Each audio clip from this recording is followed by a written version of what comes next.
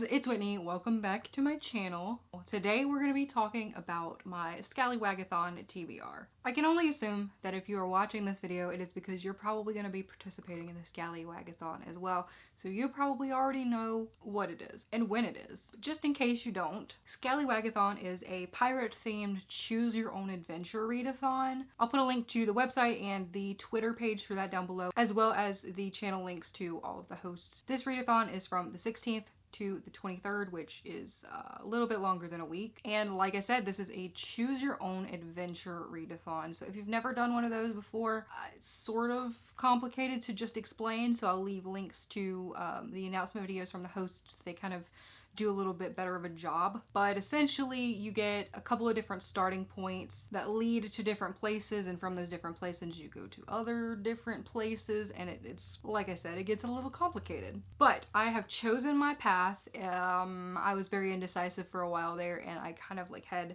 options for multiple different paths, but I've narrowed it down to my one path. I'm not saying that if I finish these books I'm not gonna maybe take some more detours to some other places. That'd be cool if I could do that. So I'm gonna put the map up on the screen, but I don't know that I'll be able to fit the prompts as well.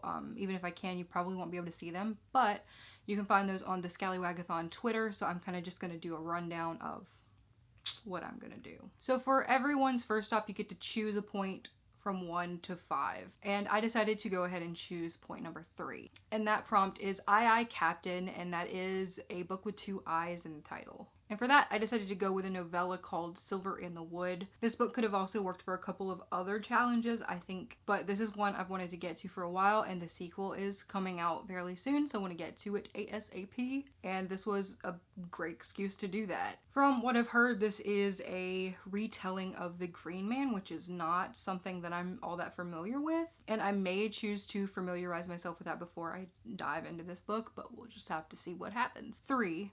So for my first stop, number 3, I can go to either 6 or 8, and I am deciding that I want to go to 8. 8 is Volcano Bay, and that is a book that has exploded with popularity. And for that one, I'm going to go with The Only Good Indians by Stephen Graham Jones. This is a horror, I believe, which isn't something I read a lot of, but this one has been getting a lot of hype, and it sounds really, really good.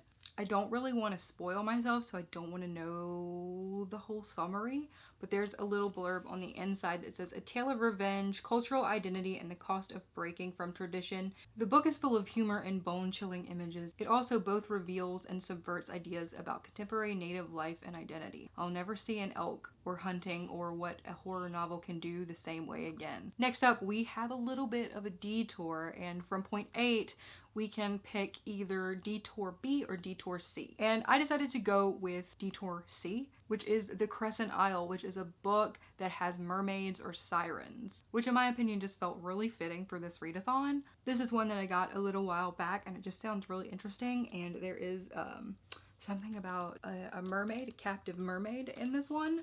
So I feel like that works out perfectly. And after our detour, we are back on track, which means from the detour of C, I can really only go to one place, and that is 10, which is the last stop on our adventure. And 10 is Golden Doubloon, and the prompt is a cover by. So because I picked some fairly normal sized books for this readathon and not too many short ones, I decided I was going to pick myself a manga because there are a lot of manga with really beautiful covers, and the one that I went with is Beyond the Clouds. I have been meaning to get to this one. I even added it to my tabletop TBR pile, so I figure why not put it in here, and I'll probably get to it, whereas normally I may have just put it off to the side until the very end, or I was bored or something. But since it's part of a readathon, I'll probably actually get to it. So those were all of my prompts. Your prompts might be a little bit different depending on which path you decided to go with. But if you're gonna be participating, I would love to know. And on the off chance that we're gonna be reading any of the same books, please let me know down below in the comments. Maybe we can arrange a buddy read for the week. That would be fun. But that is it for today, and I will see you guys next time.